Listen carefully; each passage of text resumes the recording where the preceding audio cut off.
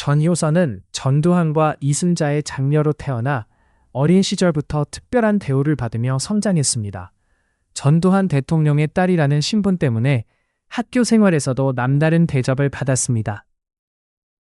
리무진을 타고 등교했고 경호원들이 교실 앞까지 따라다녔습니다.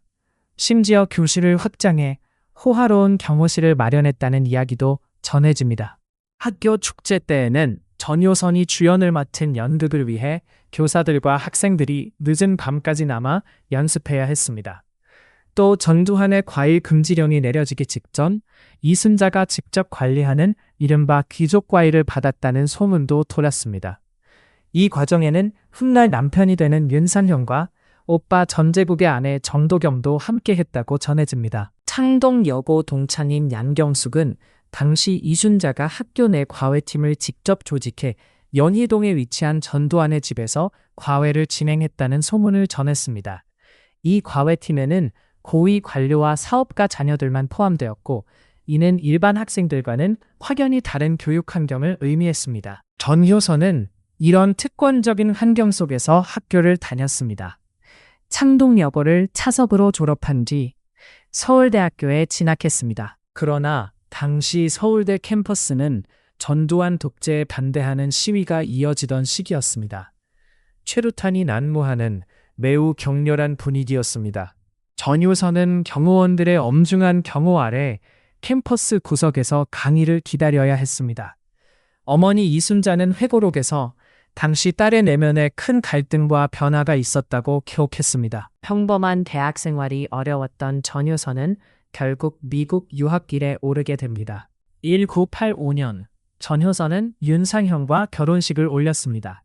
이 결혼식은 대한민국 역사상 최초로 청와대 영빈관에서 열린 결혼식이었습니다. 두 사람의 만남에 대해서는 여러 가지 설이 존재합니다. 윤상현은 자신의 책에서 고등학교 3학년 겨울 프랑스어 학원에서 처음 만났다고 밝힙니다.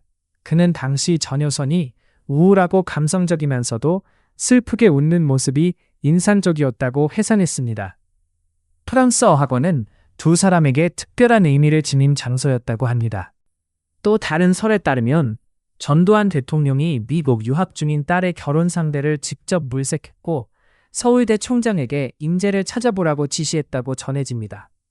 서울대 법대와 경제학과에서 후보자를 찾았고 법률가를 고리타분하게 여긴 전두환의 선호에 따라 경제학과에 재학 중이던 윤상현이 결혼 상대자로 추천되었다는 이야기입니다. 또 다른 설은 이순자가 조직한 과외 모임에서 두 사람이 만났다는 주장입니다.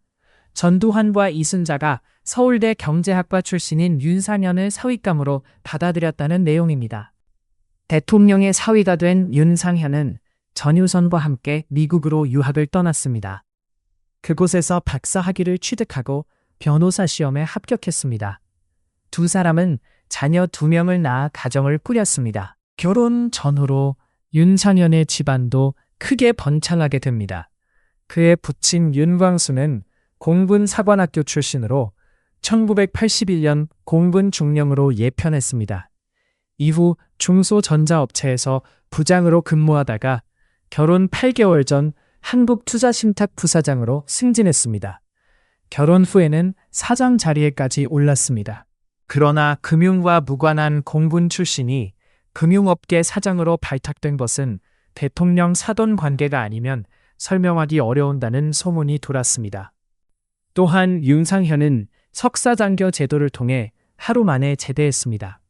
이 제도는 대학원을 마친 사람에게 6개월 훈련 후 군 복무를 면제해주는 특혜였습니다.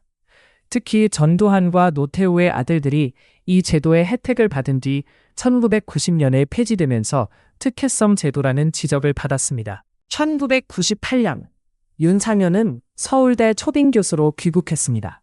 이때부터 전효선과는 따로 살기 시작했고 한나라당 이회창 총재와의 인연으로 정치에 입문했습니다. 2004년 인천 남구에서 총선에 출마했지만 수백 표 차이로 낙선했습니다. 당시 노무현 대통령 시절이라는 정치적 상황과 전두환 사위라는 점이 선거에 불리하게 작용했을 것으로 추정됩니다. 2005년 윤상현은 전효선과 이혼하며 사회에 큰 충격을 주었습니다. 두 사람을 잘 아는 측근은 오래전부터 인생관 차이로 어려움이 있었으나 자녀들을 위해 이혼하지 않았다고 전했습니다.